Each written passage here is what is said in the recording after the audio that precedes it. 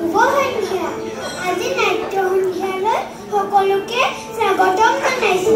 পোনপ্ৰথমে 130 বছৰ ধৰা ঐতিহ্যমণ্ডিত যোৰহাট থিয়েটাৰৰ প্ৰতিষ্ঠানৰ পৰা বৰ্তমান সময়লৈকে নিস্বাৰ্থভাৱে সেৱা আগবঢ়াই অহা প্ৰতিজন জ্যেষ্ঠ ব্যক্তিলৈ সেৱা জনাইছো। প্ৰায় এমাহ ধৰি আমি নাটকৰ কৰ্মশালা কৰিলো। আজি আমাৰ শেষ দিন। আমি কি শিকিলো, কি কৰিলো তাৰে আজি পৰীক্ষা। এই পৰীক্ষাৰ ফলাফল আপোনালোকে দিব। নাটকখন মঞ্চায়ন কৰোঁতে আমাৰ অনেক ভুল হ'ব। সেই ভুল আপোনালোকে শুধৰাই দিব। আজি পিছে আমাৰ মনটো ভালো লাগিছে আৰু বেয়াও লাগিছে।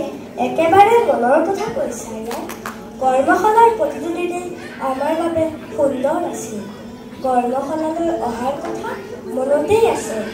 চকুৰ পচাৰতে কেনেকৈনো এমাহ সময় গুচি গ'ল টলকিবই নোৱাৰিলো। আজি আমাৰ মনটো ভাল লাগিছে, কাৰণ আজি আমি এখন নাটক কৰিম। আৰু বেয়া লগা কাৰণটো হ'ল আমাৰ কৰ্মশালাখন শেষ হ'ল।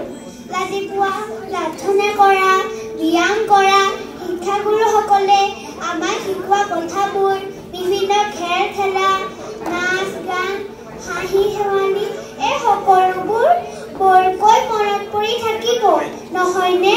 হয়, তুমি ঠিকেই কৈছা। কিন্তু এতিয়া আমি দুখ নকৰোঁ। প্ৰথমে নাটকখন ভালকৈ কৰি লওঁ, কাৰণ দৰ্শকসকলে অধীৰ আগ্ৰহেৰে বাট চাই আছে। আমি মঞ্চস্থ কৰিবলৈ লোৱা নাটকখনৰ নাম যুৱক।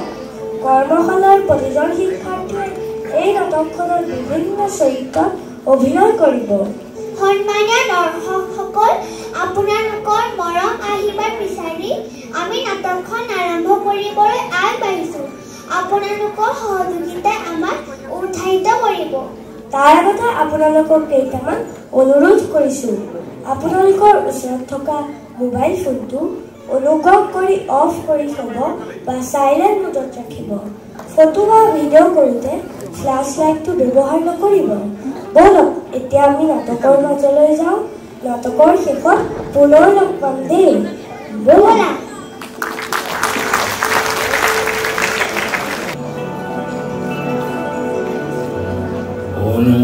অনুপৰমাণু আদি বৎসৰ পৰ্যন্তে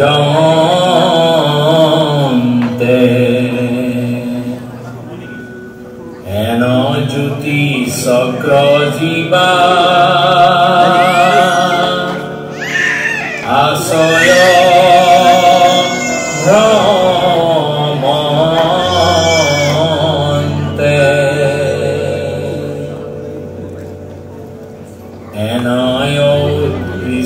স্থান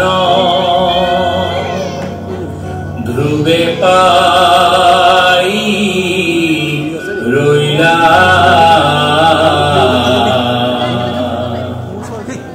যত জ্যোতি বৰ্গ সম স্তৰে মেধি ভৈলা লোভিলা পৰম পদ ত্ৰৈলোক্যত সাৰ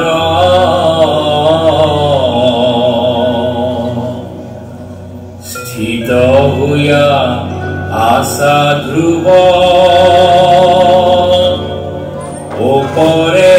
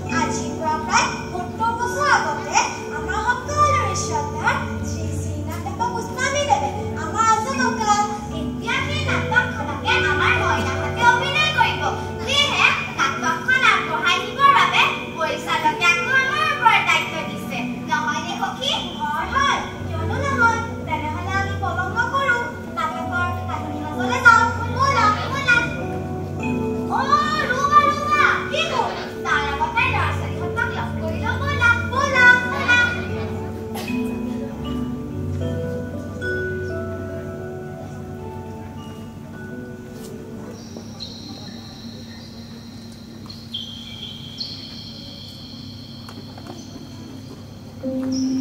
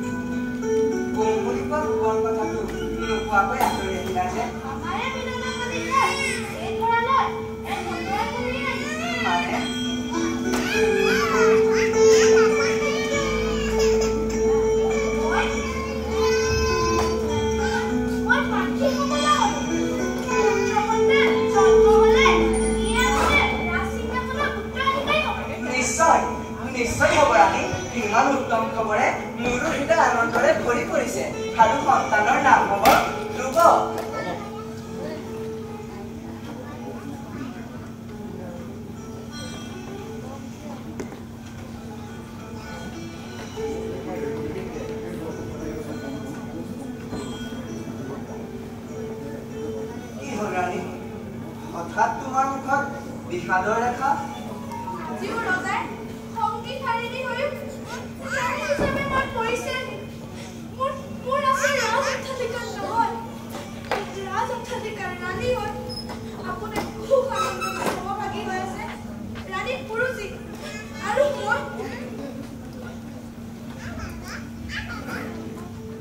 আৰু মই বুলি কৈ এই সময় নিজকে মনকষ্ট দিব নালাগে ৰাণী। সকলো খোলা কৈ কোৱা।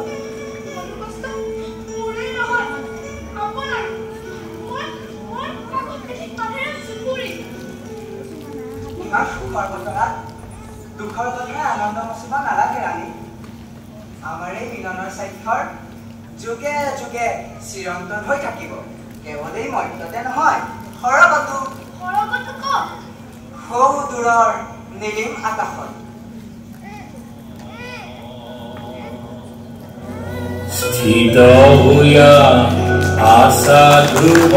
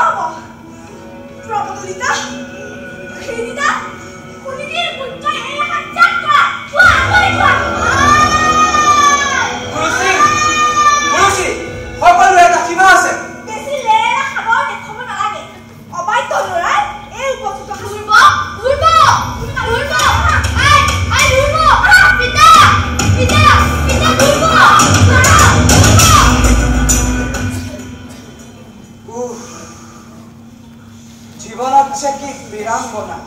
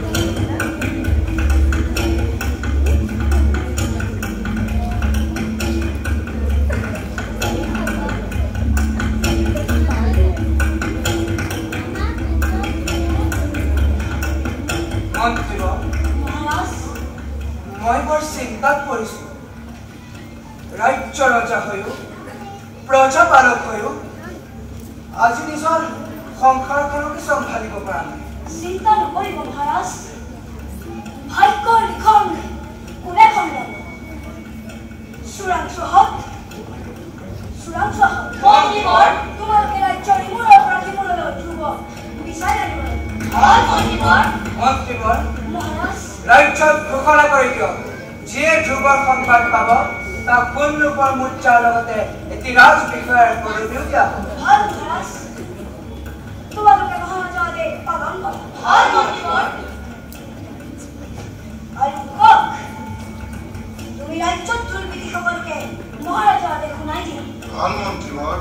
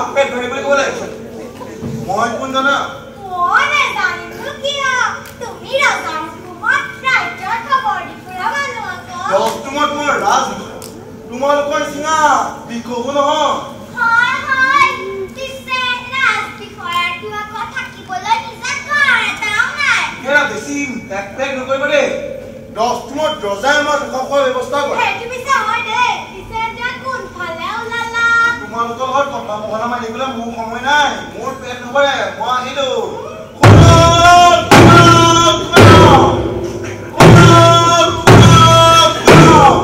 আমাৰ মহাৰাজে সমগ্ৰ ৰাজ্যৰ ঘোষণা কৰিছে যিয়ে ধ্ৰুৱক বিচাৰি দিব পাৰিব তেওঁক সোণ ৰূপৰ মুদ্ৰা সহ আপোনালোকৰ লগতে ৰাজবিষয়াৰ পদবী দিয়া হ'ব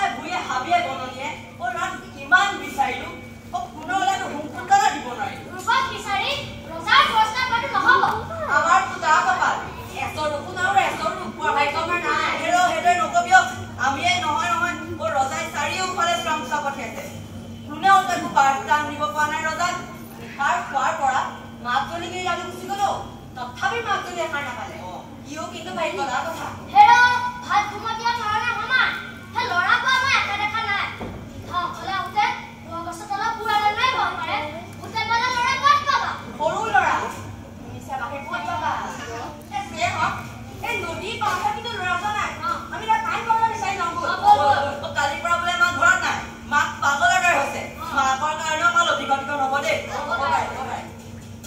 আন্ধাৰ হোৱাৰ আগতে আমি ইয়াৰ পৰা যোৱাই ভাল হ'ব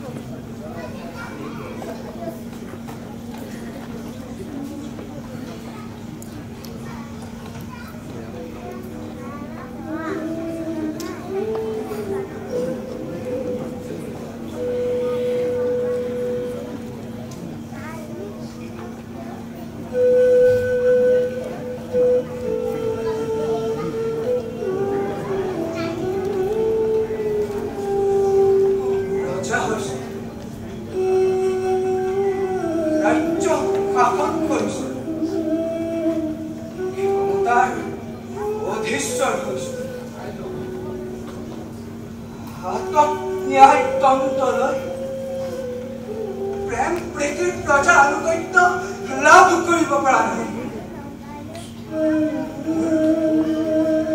মোৰ দুৰ্বলতা যেন আজি সকলোৰে চকুত ধৰা পৰিছে। এই দুৰ্বলতাৰ কাৰণে অন্তৰত জ্বলন্ত দাবানল আৰু বাহিৰত প্ৰজাৰ মৃত্যু।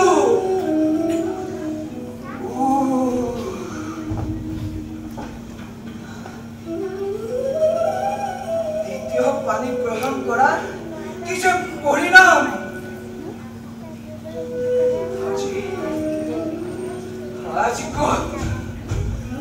আজি কত মোৰ প্ৰিয়তমা প্ৰতিব্ৰতা সুনীতি, আজি কত মোৰ প্ৰাণসম পুত্ৰ ধ্ৰুৱ।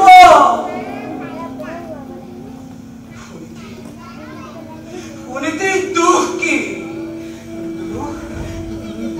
দুখ মোৰ কাৰণে আজি ধ্ৰুৱ নিৰুদ্দেশ।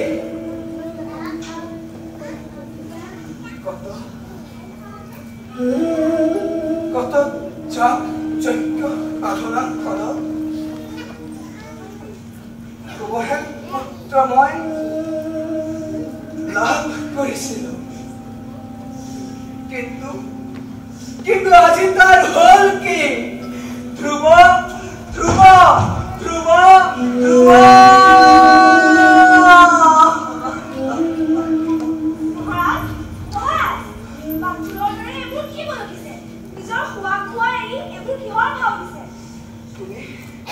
তুমি আকৌ ইয়াত ওলালে।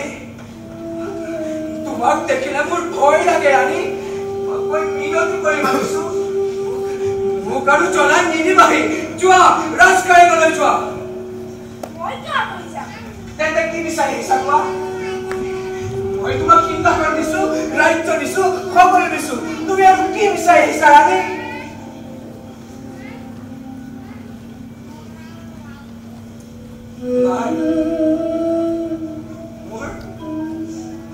একো নাই ৰাণী। ৰজাৰ মগজুত কিবা এটা বিকৃতি ঘটিছে নেকি?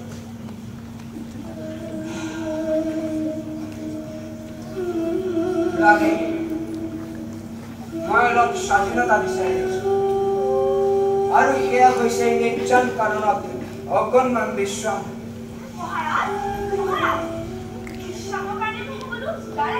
তোমাৰ ওচৰত মোক বিশ্বাস নালাগে ৰাণী।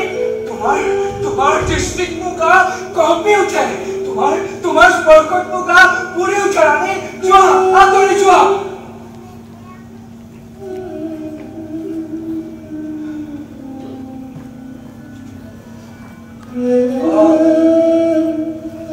তুমি তেন্তে আঁতৰি নোযোৱা? ঠিক আছে, তুমি থাকা ইয়াতে, মই আঁতৰি যাওঁ।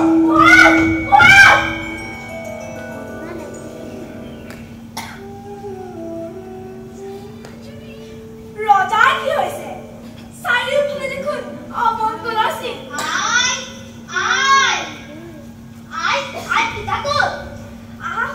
মই তোমাক তাৰ ওচৰলৈ লৈ যাম। তুমি নিব নালাগে, মই নিজেই যাম। কিয়? এতিয়া কিয়? ধ্ৰুৱক মাতি আনিছিলো, তুমি কিয় মাৰি খেদি দিলা? সি বেজাৰতে ক'বলৈ গুচি গ'ল। সৰুৱে কান্দি আছে। তুমি সৰুৱে কান্দি কিয় নাযাম? সৰুৱে মোক ইমান মৰম কৰে। বাৰু এতিয়া আহা। মই তোমাৰ লগত নাযাওঁ। ধ্ৰুৱক আনিলেহে মই তোমাৰ লগত যাম। বাৰু আমি তিনিটা ব'লা। বুজিলো, তুমি মানে মোক ধ্ৰুৱক আনি নিদিলা। তেন্তে মই নিজেই ধ্ৰুৱক বিচাৰি যাম।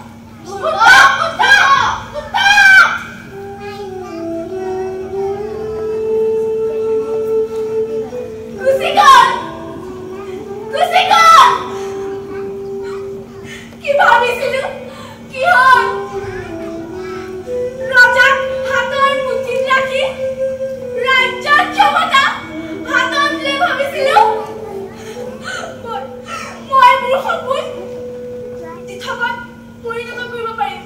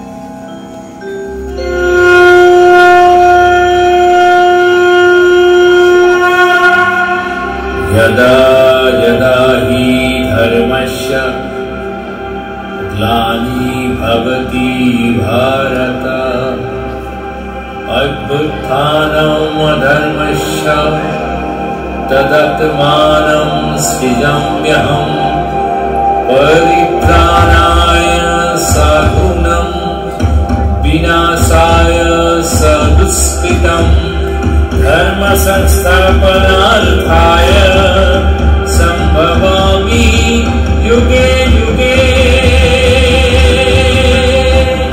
संभवामि युगे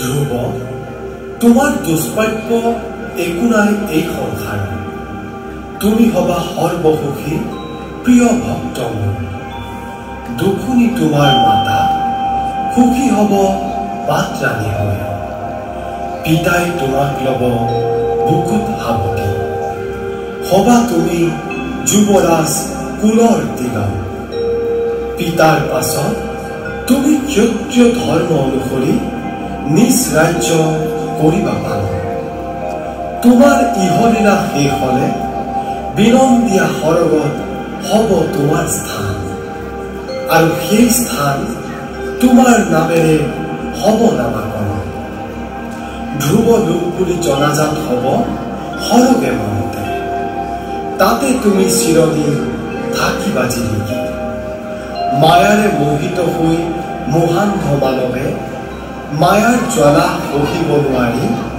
যেতিয়া ফুৰিব দিশহাৰা হৈ আকাশত দেখি সেই চিৰদীপ্ত তোমাৰ স্বৰূপ জ্ঞানৰ পোহৰ পাই বাচি ল'ব নাম ধৰ্ম মুক্তিৰ যোৱা ধ্ৰুৱ উভতি যোৱা তুমি তোমাৰ পিতৃ মাতৃৰ কাষে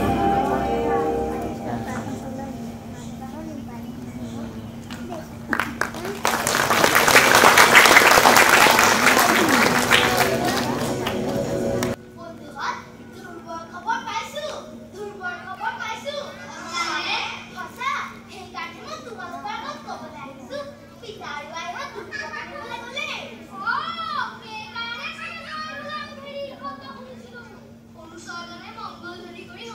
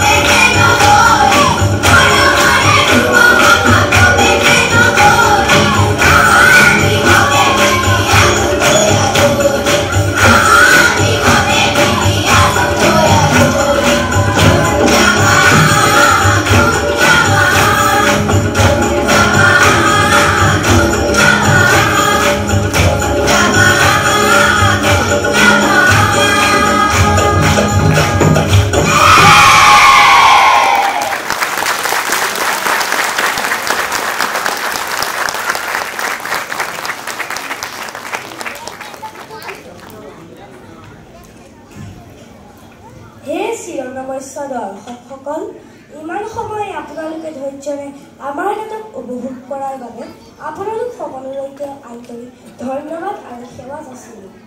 আজি আমাৰ পৰীক্ষা শেষ হ'ল। আমাৰ পৰিচাৰকসকলে বহু কষ্ট কৰি আমাক নাটক শিকালে আৰু আমি চেষ্টা কৰিলোঁ। ইয়াৰ ফলাফল আপোনালোকে আমাক দিব লাগিব। ৬৪ কলাৰ ভিতৰত আটাইতকৈ কঠিন কলা হ'ল নাট্যকলা। এই কৰ্মশালাত অংশগ্ৰহণ কৰি আমাৰ নাট্যকলাৰ প্ৰতি আগ্ৰহ বাঢ়িল। কৰ্মশালাৰ প্ৰথম দিনাৰ পৰাই আমাক পৰিচালনা কৰা মাইনা খুৰা আৰু শান্তনু খুৰাক আন্তৰিক ধন্যবাদ জনালোঁ। নাটকৰ নৃত্যসমূহ পৰিচালনা কৰা আমাৰ মৰমৰ বাবি খুৰাকো মৰম যাচিলোঁ।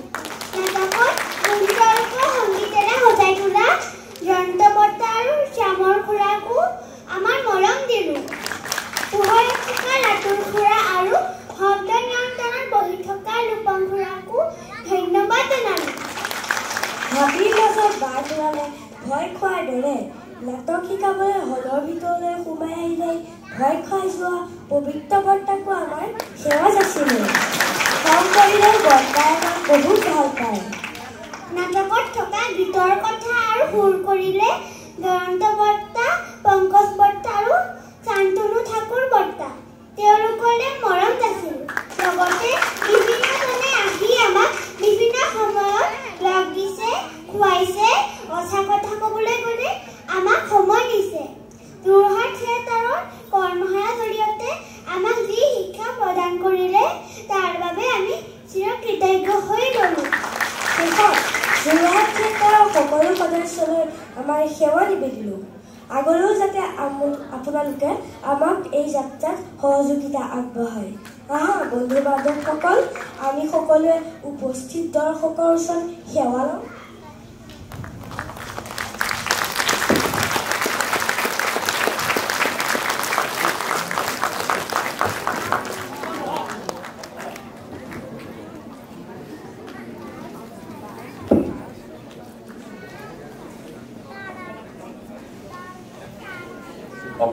অকণমান সময় আৰু ল'ব বিচাৰিছোঁ।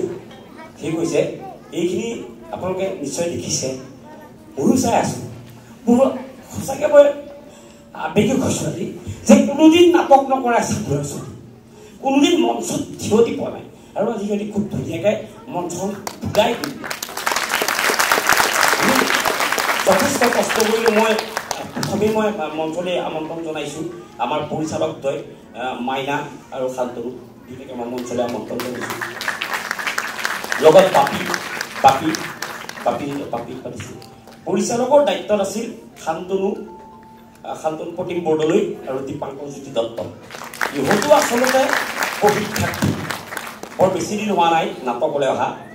আচলতে অভিজ্ঞতা হওক বুলিয়েই তেওঁলোকক এই দায়িত্বভাৰটো দিয়া হৈছে। শিকাৰুৰ লগত শিকাৰুক আমি দায়িত্ব দিছোঁ যাতে ইহঁতেও সেইফালেদি আগবাঢ়ি যাব পাৰে। লগতে বাপীয়ে গোটেই নাটকখনৰ এই নৃত্যসমূহ ইমান সুন্দৰকৈ সজালে, বাপীক আমি ধন্যবাদ দিব লাগিব। এই নাটকখনৰ কথাটো আমিতো নাজানো আচলতে ধ্ৰুৱ বুলি যে এখন নাটক আছে বা শ্ৰী শ্ৰীনাথ দেৱগোস্বামীয়ে যে ৰচনা কৰিছিল এইটো আমি একেবাৰে নাজানো। কিন্তু তেখেতৰ এখন গ্ৰন্থ যেতিয়া গ্ৰন্থ আকাৰে উন্মোচন কৰিব লগা হ'ল তেতিয়া মোক এজন প্ৰশান্ত কটকী আমাৰ সদস্য তেওঁ মোক ক'লে যে ইয়াত এখন নাটক আছে ৭০ বছৰমান আগতে লিখা, তুমি পঢ়ি চাবাচোন নাটকখন, কিন্তু তেখেতে বৰ সুন্দৰকৈ চমুকৈ বৰ ধুনীয়া লিখিছে।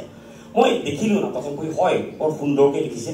আৰু মই মনতে কথাটো পঢ়ি ৰাখিলোঁ যে আমাৰ বিধায়ক ডাঙৰীয়াই আমাৰ যোৰহাট থিয়েটাৰলৈ ইমান উপহাৰ দিছে, আমিতো তেওঁক একো এটা উপহাৰ দিব পৰা নাই।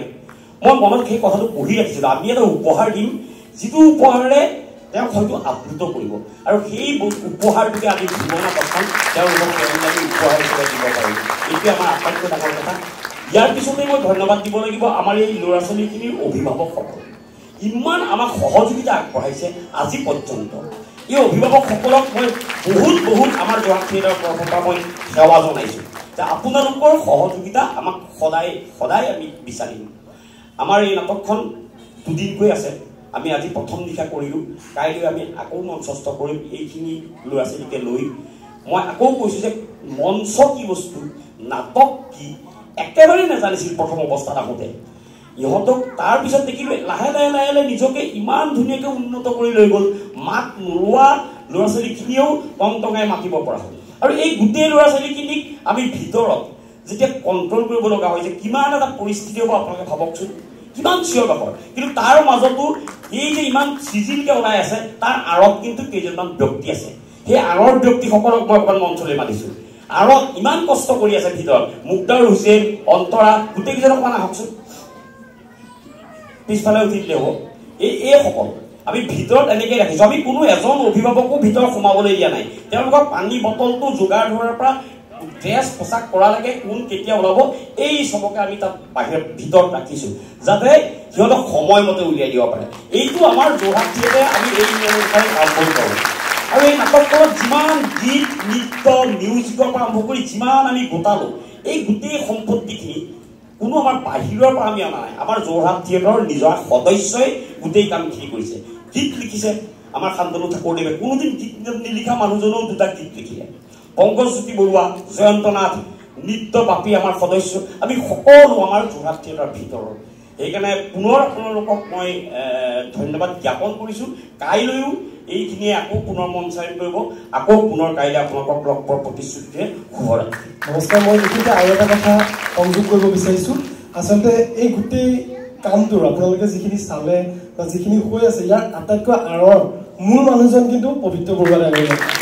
গোটেই কামটোৰ মূল মানুহজন, তেওঁৰ কাৰণে আচলতে এই ল'ৰা ছোৱালীখিনি এখোজ আগত যাব পাৰিছে আৰু আমিও এখোজ আগত যাব পাৰিছোঁ। তেখেতৰ কাৰণে পুনৰবাৰ এজন হাত চাপৰি।